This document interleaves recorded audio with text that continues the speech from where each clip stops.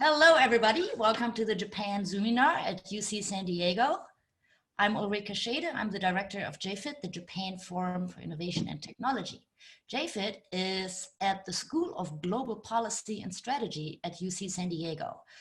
GPS, the school, is an international relations and public policy school with a focus on the Pacific. We offer, among various options, a Master's of International Affairs with a Japan specialization. If you're interested in our offerings, please go to gps.ucsd.edu. At GPS, we have a Japan Center called JFIT, as I just said. We study Japanese business, strategy, politics, political economy, trade, society, science, and technology, and everything in between. If you are interested in our Japan programs, please go to jfit.ucsd.edu. I also have my own website, thejapanologist.com, as many of you already know. Our Japan Zoominar is a weekly event, and today we'll talk about security matters. But while I have your attention and we're waiting for everybody to come online, let me just give you a quick preview. Next week, we'll talk about working women in Japan. Similar challenges, different solutions, question mark, I should have added, with Karen Shire from the University of Duisburg-Essen, who is a gender sociologist, and Saki Tomita, who is a civil engineer at TEPCO. That will be followed by an afternoon with Tobias Harris, when we're going to talk about his latest book on Shinzo Abe. We'll skip the election day, and the week after the election, we'll do a JFIT roundtable where I'll have my UCSD colleagues, Megumi Naoi, Ellis Krauss, and retired Admiral Robert Thomas to discuss what the outcome of the election means for US-Japan relations. You can read the rest. We're going to go to the movies, then we're going to go to China, then we're going to go to IT. So we have a lot of interesting and exciting topics, and great people come up, so please join us. You can also look at recorded events at jfit.ucsd.edu/Zoominar. And today, of course, I'm tickled pink, I have Ellis Krauss with me, and we're going to talk about Japan and Germany. So let me stop my PowerPoints here so that I can introduce Ellis to you. Here we go. Hello, Ellis. Hi. Professor Ellis Krauss has been my colleague for 25 years here at UC San Diego GPS. It's been 25 years, Ellis, believe it or not. No. I did the math. Before he joined GPS 25 years ago, or actually a little bit more, he was a professor in the Department of Political Science at the University of Pittsburgh. And before that, he was a professor at Western Washington University. He's been a visiting scholar, visiting professor at many Japanese universities and also around the world. He has received many honors and awards. In particular, I'd be amiss if I didn't mention, Ellis, the Order of the Rising Sun, 3rd class with gold leaves and neck ribbon. From the Emperor of Japan. So congratulations on that. That is a great lifetime achievement. Ellis has written more than 6 books and 2 new ones, one of which we're going to talk about today. He has 36 or so papers. Honestly, I stopped counting. And there was another 36 chapters and books, a lot. And so let me just summarize that part of your CV as saying that you're one of the, I'd say, top 5 best known, best Japan political scientists in your generation. And so thank you for everything you've done for the field and for everything you've taught us. So it's great to have you here, Professor Emeritus Ellis Krauss. You look as if the emeritus status is serving you really well. Retirement is like a permanent sabbatical. There you go. Oh, that makes me envious. All right, so so let me just say a few words before I give you the microphone. So last week we had Andrew Yeo here, and Andrew is an Asia specialist, and he talked about the security architecture in Asia, and from a perspective of China and the Philippines, and we had a great conversation around how Asia is kind of characterized by this patchwork of bilateral agreements between the countries there. And today we want to go a little bit more global, but maybe also zoom a little bit more in on Japan. We want to talk about your new book, which you've co-authored with a impressive group of people. Hans Maul in Germany at the Berlin Security Institute, Thomas Berger, Alex Sakaki, and Kirsten Luckner at the University of Duisburg. Or previously at the University of Duisburg. So it's a great group of people. And so you have a Japan knowledge and you have the German knowledge. And so let's talk a little bit about what your book is about. And then I'm gonna, in the Q&A, audience, you're of course invited to type up your Q&A and I'll read it out. We'll talk about what this all means for the United States. So Ellis, thank you for joining us, and why don't you start? Okay, just getting the show started here. Okay, there you see the titles page, and there's the book, everything that Ulrike said. What's that? Try that again. I'll try the share screen again. Oh, sorry. Not getting it. I gotta go out of this to do share screen, I guess. Right. Yeah, you have to be out. Okay, then where's my Zoomer? There you are. Share screen. There we go. Oops, now we see. You see it now? Yep. Okay. Good to go. Great. So there's the book. You can get it, Brookings Institutions Press. And what the book is really about is what's happening with the International Liberal Order, or ILO, which has been maintained and created by the United States for 70 years and has generally maintained peace in at least in the industrialized world for that period of time. Many scholars now think that it's crumbling, unfortunately. And before many are eager, I'm sure, to blame Donald Trump's policies, let me just say he's both a reflection of the crumbling and one of the major causes of it, but not the sole cause. You can see some of the indications here: nationalist governments, polarized democratic domestic politics, especially here in the United States, but elsewhere as well, Brexit, trade wars, Trump undermining global and regional institutions, but also particularly the US decreasing willingness to bear a military burden in sustaining the ILO, which Trump represents to some extent, Russia's expansionism, and inconsistent dealing with China and Iran and with global warming. So the question is, if there is an increasing US leadership vacuum, can the international liberal order be restored or replaced? And if so, by what? Trump has put severe pressure on allies to do more militarily, particularly spend more on defense, pay more for US bases, and support the US on Iran. Who is going to bear this military burden and leadership increasingly if the United States is withdrawing? Germany and Japan are the obvious candidates, and the reasons are also obvious. They're the most powerful US allies militarily, and they're our best democratic trading partners in Europe and East Asia. Both, however, have peace constitutions, which has limited their ability to use military power. And that is at the heart of the book. That is, how have each of these countries, supposedly the best candidates for increasing support for the international liberal order, how have they dealt with these limitations of their peace constitutions?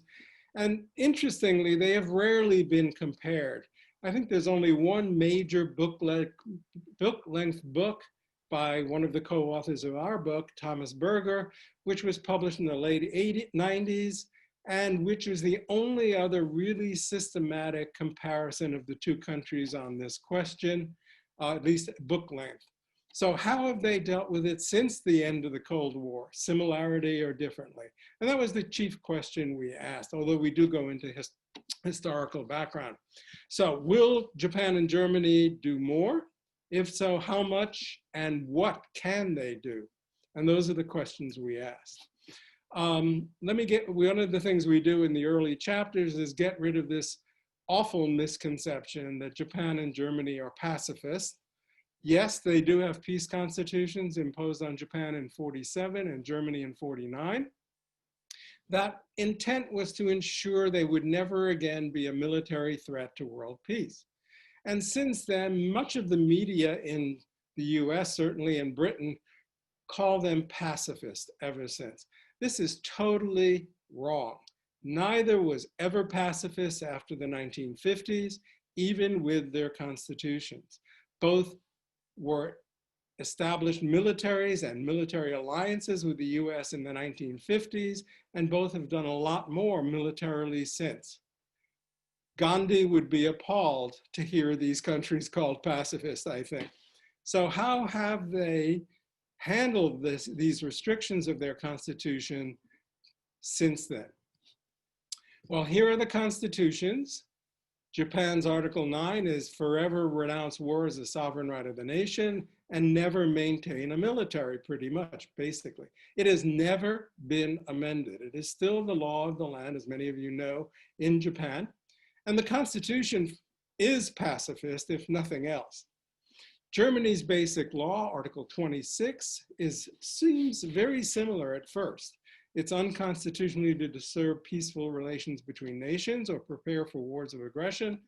And no weapons can be manufactured, transported, or marketed without the permission of the national federal government.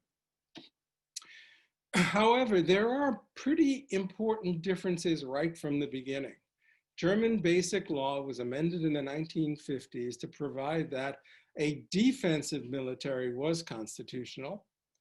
The Constitution implied military service was possible, and that was instituted in Germany at one point. And it explicitly allowed, and this is very crucial, collective security defense arrangements. That is, Germany could defend other countries, particularly NATO, all of its allies in NATO, including the United States and the rest of Europe in NATO. None of this is in the Japanese Constitution and still isn't. So why are there these differences in their constitutions right from the beginning? One of the reasons is timing. Germany's constitution was 1948 to 49, after the Cold War started. Japan's constitution was 47, right before the Cold War started. And this is crucial because the United States had not yet, in the case of Japan, decided it wanted Japan as an ally. At that point, it really wanted Japan as an unarmed country. The consequences of this is that German Chancellor Adenauer had his basic law, the Constitution, passed before integrating Germany into NATO. And Germany's major opposition party, the SPD, the socialist opposition, accepted not only the basic law, but the German military, the Bundeswehr, and NATO. Thus, collective defense was enshrined from the beginning, and Germany could defend other allies, including the US. The conservative and main opposition parties had some consensus on defense pretty soon after the Constitution went into effect. On the other hand, Japan's Yoshida accepted only partial rearmament after Article 9 was in place. And Japan's socialist opposition, partially because of the timing, opposed it and never accepted the Self-Defense Forces until 1994. Furthermore, Japan, unlike Germany, would rely only on the US as an ally. Recall the situation after the war, Japan had no other potential allies in Asia, unlike in Europe where France did not forget, but it certainly did forgive up to a point. Japan had defensive alliance issues, therefore tainted by the question of legitimacy ever since. In fact, the main political cleavage in Japan to the present day involves not lifestyle choices or culture wars as in the US, abortion or anything like that. It is in fact still to this day defense and the US alliance. So since then as well, they have altered their constitutions, but in very different ways. Germany amended legally its constitution 62 times as of 2019. And when the Bundestag majority, in other words, the major parties agreed, they amended it.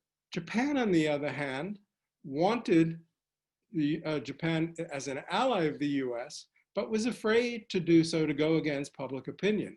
So instead, they interpreted Article 9 to mean except in self-defense. And the Supreme Court back in the 1950s in a famous case, and the only one Supreme Court intervened in the case of defense, approved. Therefore, Japanese government has only reinterpreted the Constitution to do anything militarily or in terms of defense. It has not amended it. So the major reason for this is Japan and Germany's anti-militarist subcultures. This term comes from one of our co-authors, Thomas Berger's original book in the late 90s, comparing the two countries. That is, large segments of the population rejected military activity except in defense of their own country, or in the case of Germany, the region. No interventions abroad. Post-war Germany, the slogan was no longer alone, no longer war. That means, and it's still in many ways the norms of Germany today, Germany must be aligned and embedded in the Western community and must work for peace and conflict resolution. In Japan, it was the Yoshida Doctrine. That is, rely on the US alliance and nuclear defense, primarily for defense, and concentrate after 1960 on rapid economic growth instead. To pacify the US, so that because Japan did not rearm fully, Japan gave us many military bases. Actually, in the original security treaty, it was something like 140, but that has been cut back since. Opposition parties in both countries still cling to defending the home country, home territory, or region-only positions. This subculture has declined in recent years, but it is still not insignificant. So Japan and Germany are definitely not pacifists, but they are self-defense oriented because of these subcultures. Both have developed substantial military forces. It may surprise some people to know that Germany is 9th in global firepower and military spending. Japan is 7th and has the 2nd most modern Navy in the Pacific after the US. In fact, I was astounded to recently learn on another webinar that Japan's surface fleet was larger than the Royal Navy in Britain.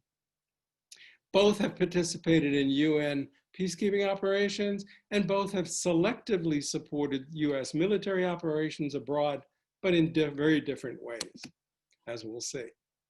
So they have taken very different trajectories. Collective defense is okay in Germany.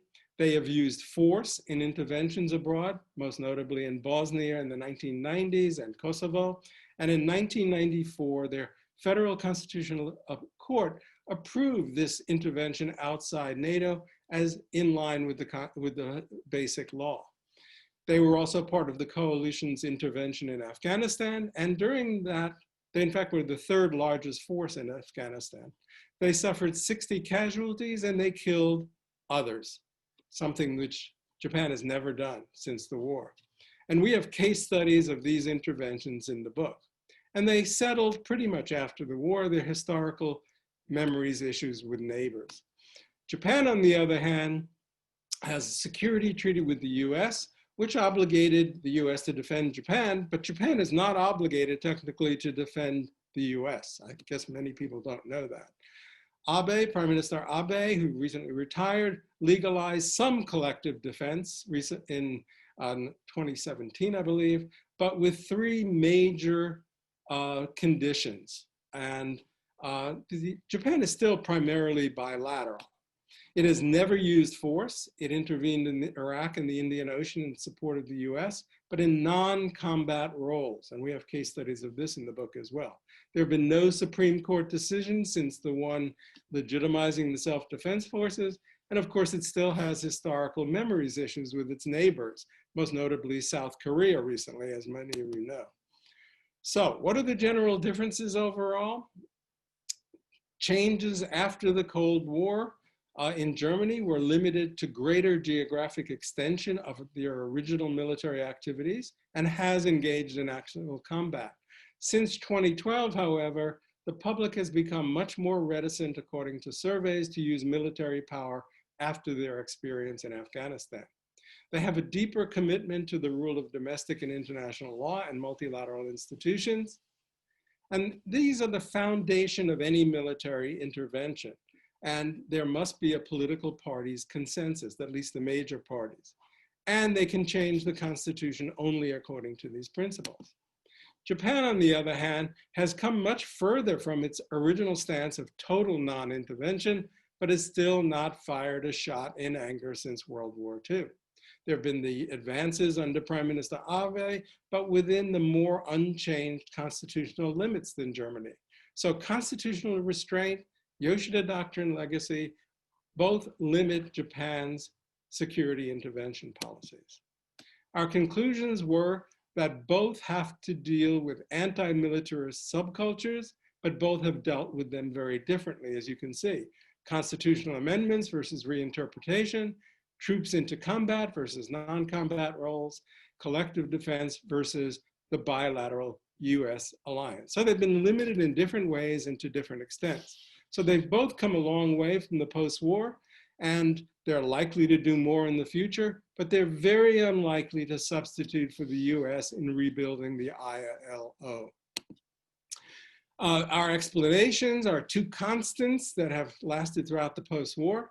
Still strong subcultures of anti-militarism. So the government has been forced, particularly in Japan, but to a lesser extent in Germany, to slow evolutionary breaking of taboos, but in an evolutionary, gradual case-by-case matter. And they both remain in fear of getting entangled with US military adventures abroad, not in their interests. Of course, Germany is multilateral and embedded in multilateral regional frameworks, whereas Japan is still primarily bilateral.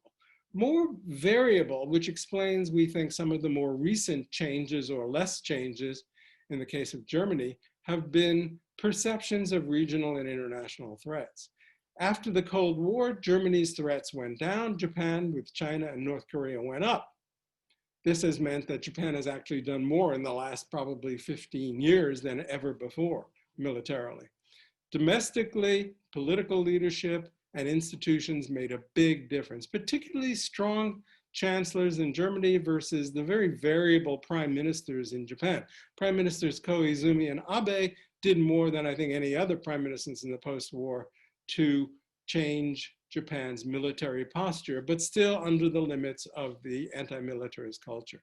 So with that, I should just add, and then I will end, there are other limitations on either of them sharing a greater military burden, to a large extent anyway. Neither have the resources of the US to replace the US military to deter China and Russia, major continental powers on their own. Both had economic issues with growth before, sorry. Both had major growth issues before the pandemic, and Japan especially has a declining population and aging society. So we conclude the future is probably more of the same. They'll make military and non-military contributions, particularly to the ILO, but these will be evolutionary. And of course, we don't know, this will be the subject of another webinar, sorry. This will be the subject of another webinar on November 10th, as Ulrike mentioned. And with that, I will conclude.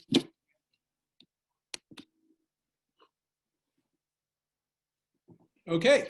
Terrific. Thank you so much. This is great. A tour de force through this thing. You managed to put all of this in, a very succinct sort of outline. So that raises a ton of questions. I'm sure the audience has a lot, and feel free to write them out. And if we don't get to you today, we'll look at your questions tomorrow. I'll try to weave them into the conversation. So the first question that jumped to me, and I have a whole lot of things prepared, but the one that kind of jumps out of where you stop here for me is, what does the U.S. really want? And it's, I could ask a longer question about, well, let me just ask a longer question, right? So there was a couple of years ago, maybe 2 years ago, some of your colleagues in the international relations field, including some of our colleagues at UC San Diego, like Peter Gurevich, made a announcement and showed how, so if we think about what's in the U.S. interest, I think you're sharing again. Could you oh, sorry. click the stop share? So, so the U.S. paid a lot of the, and invested a lot and is the anchor of NATO in Europe, and that's kind of clean and neat. And then the U.S. has a lot of commitments all over Asia, not as neat, but also very important. And so the U.S. pays a lot for this, but in return, it gets to, well, call the shots, both figuratively and literally, right? And so that has made the United States the leader of the global geopolitical alignment, right? So if the U.S. doesn't want to do that anymore, what does the U.S. want? What is the vision there? I'm not sure there is a vision, to be honest with you. The U.S. wants, I think, what it has always wanted from both of these allies, and that is it wants both of them to pick up more of the military burden, to share more of the costs, to do more so the United States doesn't have to spend its treasure and blood to do as much as it's done. And that has only increased over the years. I think every administration in the US has tried to put pressure on both these allies, depending on the circumstances, to do more and more. Both have resisted, depending on their circumstances, particularly when they perceive the threat that the US perceives as a global superpower, not in their national interest. And in fact, this is I'm glad you mentioned other countries in Asia, because this is actually the dilemma that every single country who is an ally of a bigger country has. And it's called, very famous in political science, there's a lot of books written about it and articles, the alliance dilemma. That is, how does a smaller country, less powerful country, an alliance with a big, powerful country, how does it handle that bigger country to not get entangled in that bigger country's military adventures if it is not in their interest? On the other hand, you can't always refuse to do anything, because then the bigger ally will abandon you. So it's abandonment versus entanglement. And every single ally of the US has to deal, and always has, with this dilemma, the two horns of that dilemma. And so I think both countries will continue to do that. And as will every other country in the world who wants the US particularly as an ally, but also wants something from the US. It has to balance its own interests in satisfying the US versus not getting entangled in everything the US wants. So Thomas has a question, which is, I think not entirely tongue-in-cheek. I'll open up a good conversation. It says, given that most of what the US has done since World War II has turned out to be a geopolitical dilemma, some sooner rather than some later, why would Germany and Japan be interested in following the United States at this thing? Well, they need defense too, let's remember, and particularly the case of Japan. It is Japan's only major ally, and although Japan is trying to branch out now to other Asia-Pacific countries, particularly Australia, which it has cooperated with in the economic sphere as well, with setting up multilateral organizations. It's trying to beef up with India, and as well as with Australia, in order to have some options, but those are not going to substitute for the US. First of all, the US provides a nuclear umbrella, which these other countries cannot. And these other countries aren't big and powerful like the US. So in many ways, Japan is dependent on the US and will continue to be. Germany, on the other hand, also needs the US. It needs the US in NATO. Remember, the US is part of a NATO. So, and the major player in NATO, I believe in the Balkan Wars, in fact, Europe found that it could not intervene successfully without US air power. And therefore, Germany needs the US too. The difference, I think, is that Germany has other options to loosen some of that dependence on the US. It has the rest of the European Union and the defense agreements among those, among other things. So it has some options, which it can't break with the United States. It still needs us, but it can create a few more options to give itself a bit more flexibility, unlike Japan, I think. So I guess what Thomas was really saying is, you know, the old adage from the Vietnam days, it's like, imagine there's a war and nobody shows. I mean, why not celebrate Germany and Japan as being so pacifist? And Conrad asks a question. Not pacifist. So, so that's his question. Why are we beating up on this idea that there are people, and of course the Germans are pretty divided about this, right? Right. Well, so are the Japanese, right? Yeah. Right. Well, so, I personally believe that Germany and Japan, if they could be the models for every country in the world would be a much, much better place. If every country could only defend it itself and didn't try to intervene in any other country, that would be great. The problem, as is the problem with pacifism, and always has been the problem with pacifism, everybody has to be a good guy and do it. And when you get the country like Iraq, which ignores that and builds up its own military and intervenes in other countries, who's going to stop them? Particularly if nobody intervenes. And the U.S. as the democratic global superpower is at the center of any attempts to stop aggression from other powers. And there's no way to get around that, I think, unfortunately, but that's reality. And that is, so Conrad actually has a question that goes down that line. He says, well, you know, if you think that through to the end, then Germany and Japan would have to have their own nuclear weapons as a deterrence, right? And you know, where shall that end? So, so let's go and look at the current. Can I just intervene there and say they can't? They have against the continental powers, China and Russia, with their huge populations and number of cities, they have absolutely no deterrence capability whatsoever, which is the whole point of nuclear weapons, isn't it? You don't want to use them. The whole point is inconceivable, right? So that's not possible. So therefore we need NATO, but then NATO is complicated because now we have this other problem. And we need the U.S. Yeah. Right. So so the U.S. is becoming a little bit less reliable than it used to be from the German and the Japanese perspective, I'd say. And, you know, I recall growing up in Germany, this would be at the height of the Cold War.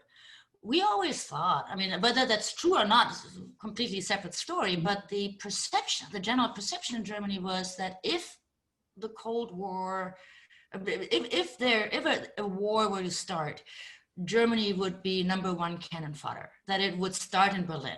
Now, I don't know whether that's true, but that's what people thought, right? And so there is this fear, I think, that Germans still have, that, you know, if something bad happens going forward from now on, Russia would probably be very happy to walk right through the infamous Fulda Gap and camp out in Germany. It's a nice place. So, and a rich place. So what can Germany do to defend against this other than playing nice to the United States? Well, let me just say first, I'd be delighted to camp out in Germany during this pandemic, but, and particularly, or Japan. Unfortunately, we can't. Yes, I think that's true. I mean, and this is that threat perception I was talking about. Germany was on the front line in the Cold War. And remember, that's when Germany was divided, as you know, and therefore Russia could come right into Western Germany. Now there's a little bit of a buffer with Eastern Germany and Poland, et cetera. But still, their threat has decreased since the Cold War, in part because of Poland and the end of the Cold War. Russia's incursions in the Crimea are very worrisome, and I know Germans are very worried about that. And therefore, I think Germany has picked up its military spending a bit, as partially in response to US pressure. Japan is now in the front lines in some ways more than Germany. And this is the so-called threat perception problem since the end of the Cold War. And this is why Abe and Koizumi were able to do much more, because the Japanese public really recognizes that now. They are very antagonistic toward China and very afraid of it. And North Korea, remember North Korea is 100 miles away. And at one point, Japanese were they're particularly antagonistic to North Korea because of the abduction problem that monopolized a lot of the media for so long. So Japan is now on the front lines. And in some ways, Japan has become cannon fire, not cannon fire as much as missile fodder. This is where there's been a loosening of some of the anti-militarism, but still don't get involved with other US ventures abroad, except in direct defense of Japan. So let's talk a little bit more about Japan, because this is a Japan Zoominar after all. So I thought it was really enlightening how you laid out the differences on the Constitution. So when Abe came in, we all suspected he would change the Constitution, and it didn't happen. What happened there? How did he fail? Did he not try in the end? Did he think it? Both. He didn't try because he knew he would fail. Let me put it like that. The anti-militarist subculture. I mean, I can show you surveys which show what few percentage of Japanese really want the Constitution amended, especially Article 9. But there's a segment of public opinion in Japan which is afraid that any other amendments, and there are proposals for amendments on, cleaner environment and things like that, but nobody wants it because, well, very few Japanese want it because they're very afraid it's a slippery slope. Once you amend the Constitution once, it's the lack of amendment of the Constitution has become a sacred cow in many ways in Japan. And so they'd rather let the government gradually reinterpret it but rather not change it, because then it means, especially if the conservative Liberal Democratic Party, which Abe was head of, wants to, it can then amend it anytime it wants. And particularly, they would like to enshrine Article 9. They like it. And that is the problem, particularly.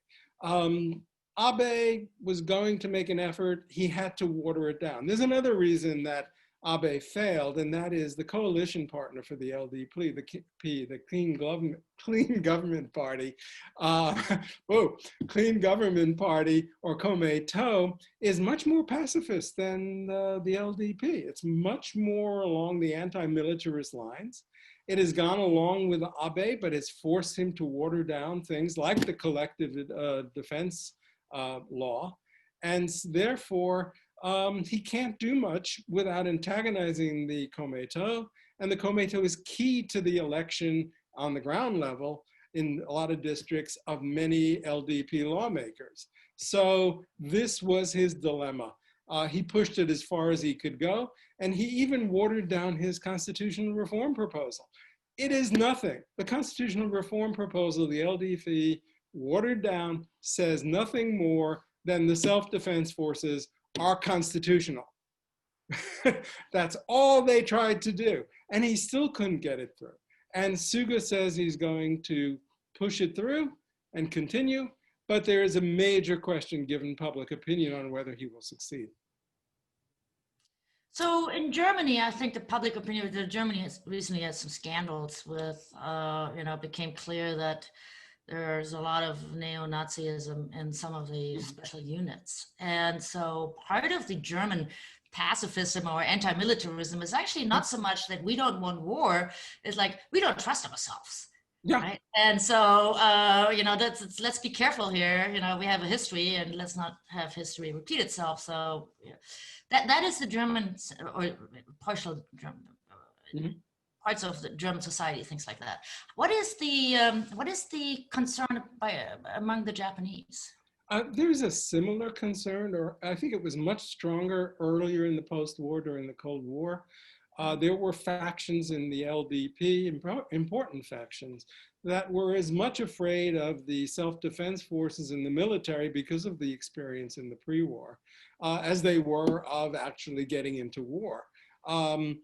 So there was that. That has declined over time because the Self-Defense Forces has done a remarkable public relations job of legitimizing itself to the public through disaster relief, for example. So the Self-Defense Forces is now trusted like something like 70% of the Japanese public.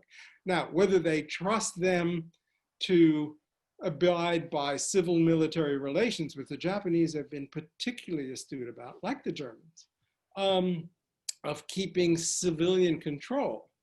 In fact, just if I could just say one anecdote, and that is supposedly the Japanese maritime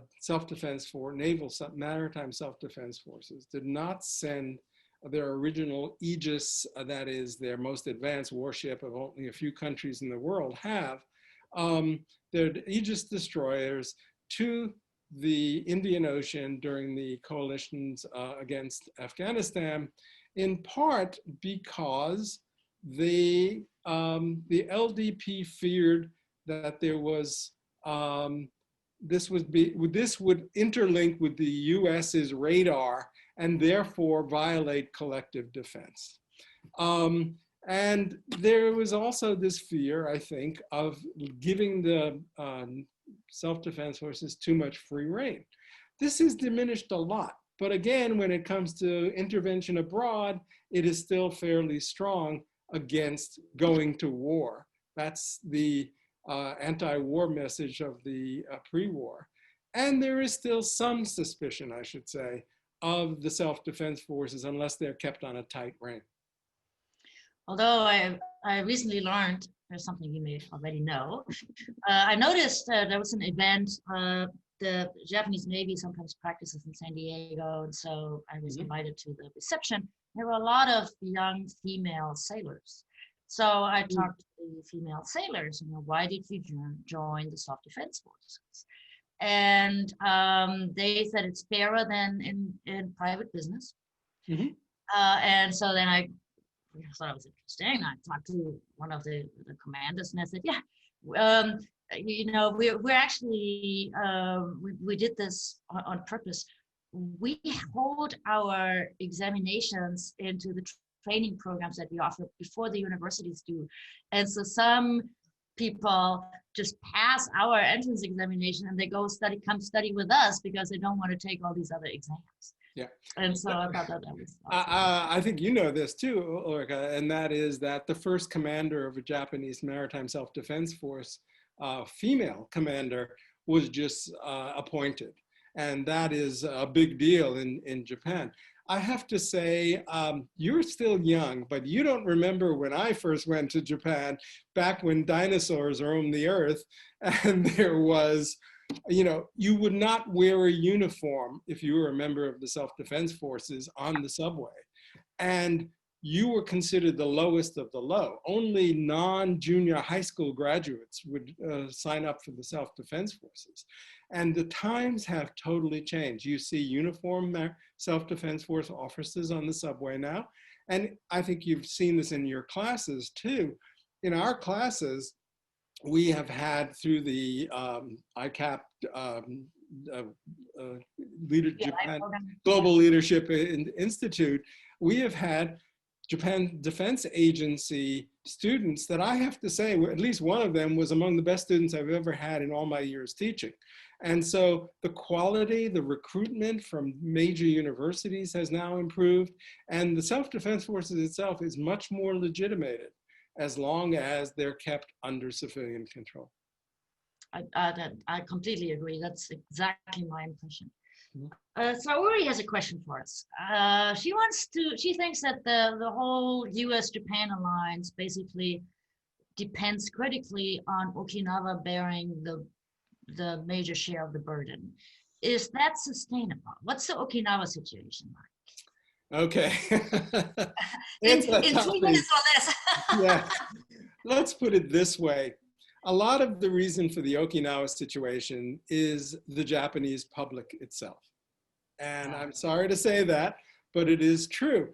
the Okinawans share so much of a disproportionate burden of the alliance compared to the rest of Japan. And the problem is that nobody else in Japan, no other region of Japan, wants to accept the bases except the move from Okinawa. And of course, former Prime Minister Hatoyama of the Democratic Party of Japan tried very hard to move the bases completely out of Okinawa, which was actually a very stupid move, but that's another question, because there's no place for them to go. Guam is full. Guam is practically a total US military base. The US military, particularly the Marine Corps, does not like its support units separated from its combat units. And therefore, moving some to Hawaii is anathema to parts of the US military. And so where do you move them? You move them to mainland Japan? The public does not want it. I actually taught at a Japanese university where I did a survey of my students. This wasn't an elite university, but I did a survey asking them, you know, should bases be withdrawn from Okinawa? Unanimous. Let's withdraw the bases from Okinawa. Okay. How would you like them moved to this area where the university campus is? Oh, no, no, no. Unanimous. Keep them away. This is the problem. It's NIMBY. Not in my backyard. Japanese public, in some ways, very naive. It wants the advantages of the alliance, but doesn't want to share some of the burdens. And I mean, I don't think you can get away from that. Unfortunately, the Okinawans bear the brunt. Napoleon once said, geography is destiny. And Okinawa's geography makes it within 1,000 miles of any place in Asia, and that is the problem. It's a very crucial US based to defend not only Japan, but all of Asia. It also helps, you know, that it's beautiful. Yeah, a lot of U.S. Military folks, you know, are so happy to be stationed there. They don't want to lose their privileges, exactly. Yeah, it's like, oh, right. Let's go. So, so Japan, you know, the U.S. becoming a little bit less reliable than maybe it used to be, and so Japan is very clear about not being able to defend China on its own.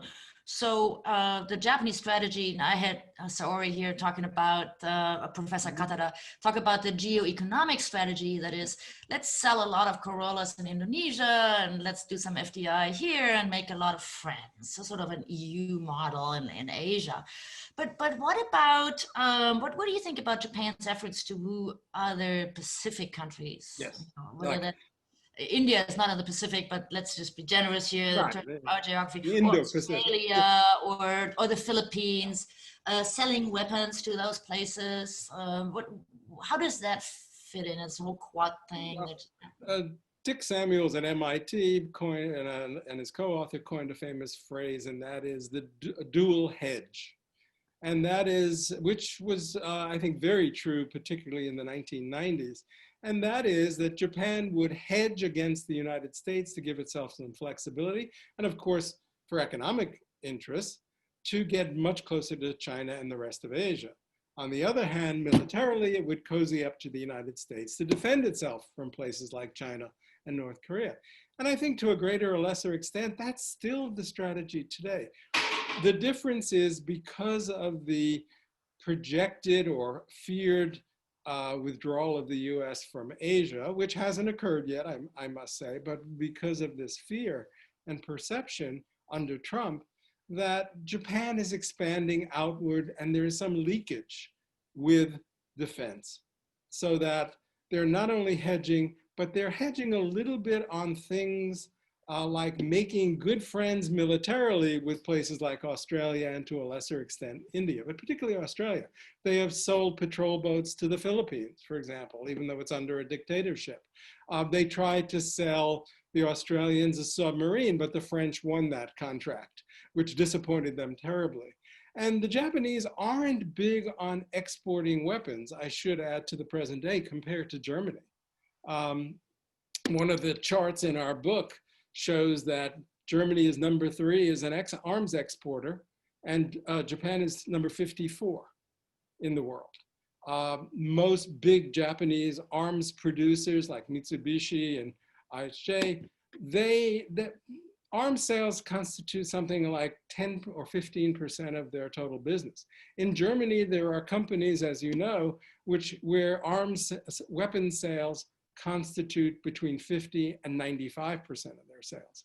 So Germany's been much more active in, and there have been scandals concerning this, as you know, as well, than Japan has been on arms exports. It's getting more active, but it still has a long way to go, especially in selling to other Asian countries. So yes, make nice with the Australians and the Indians and the Quad, which includes Japan and the United States. And they're stepping up after Secretary of State Pompeo visited recently. They're going to step up their coordination and cooperation on cyber terrorism and cyber security and terrorism. But I don't know where the Quad is going. Is it going to develop into a full-fledged alliance? I sincerely doubt it. I doubt very much that Australia might join, but I doubt very much that India, which has its own problems and border wars with China, is going to be willing to join a full-fledged alliance with the United States, Japan, and Australia. So we don't know where that's going to go. And right now, it's in a very primitive stage. So what is the Japan-China situation? I mean, from this perspective, right? So China is a threat, of course, but and people are worried about it. And you talked about how the Japanese sort of are quite concerned, although the average Japanese, whoever that person is nowadays. But what, from your perspective, what is the reality of that situation? Is it stable? Is it something that we ought to be worried about? Oh, we should be very worried about it. Just today, for example, Chinese fishing boats entered Senkaku Islands, the Diaoyu Senkaku Islands, which is the major territorial dispute now, and stayed for longer than in any other time. And the Japanese Coast Guard could not get them out. Japan has started its own Marine Corps for the first time in order to defend those islands. And the U.S. under Secretary of State Clinton and President Obama said that they were Japanese territory. And so the US is gradually inching, it seemed to me, to defending the Senkaku Islands. I think nobody should be under any illusions that these are important strategic islands. I mean, I don't know if people out there have seen the picture, but there are a bunch of rocks in the Pacific, uninhabited rocks. And I don't know about you, but I don't want to go to war with China over some uninhabited rocks. On the other hand, after the post-war, Japan was given administrative rights under international law, so that is their claim.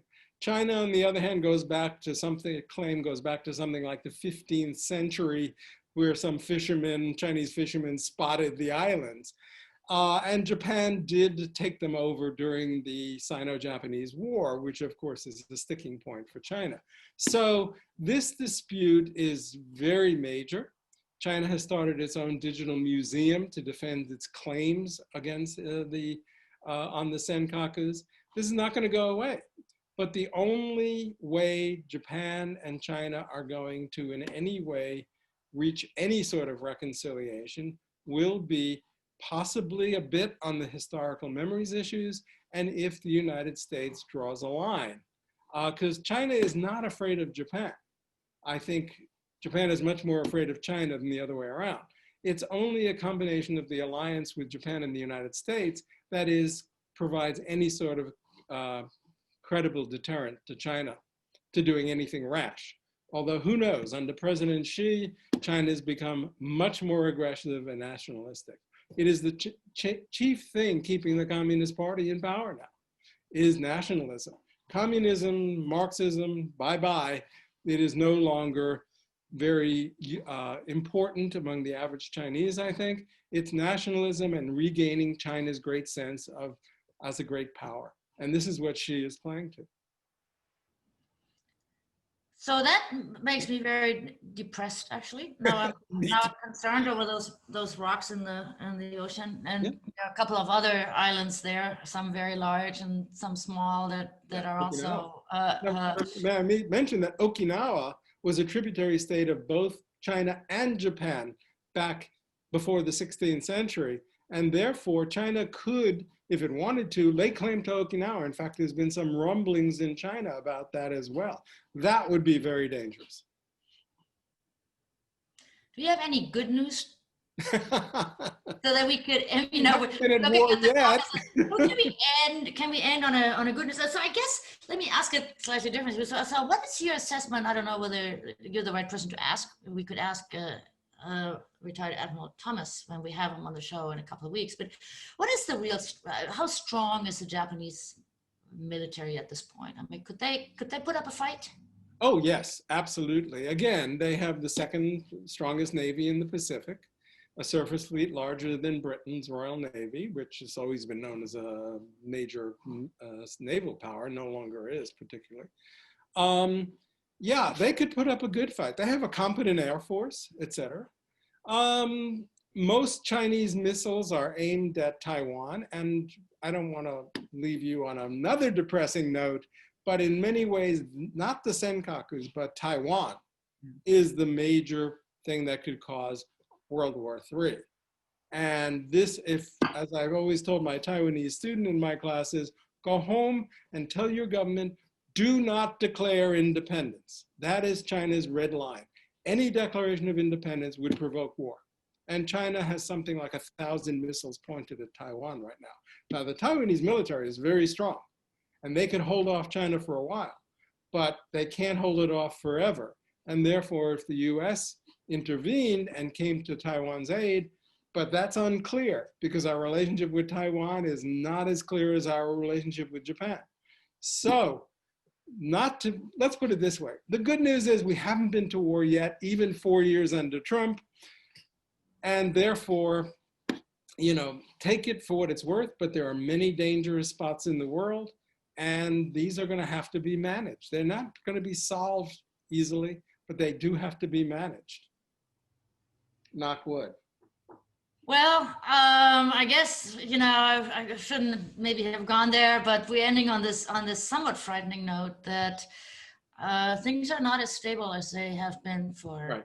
The Cold War, for at least, was stable. Yeah, and so that's a little bit worrisome. So all the more reason to look. So thank you, Ellis. Our time is up. Let me put my PowerPoints back on because I want to make sure that the audience sees what we've got coming. And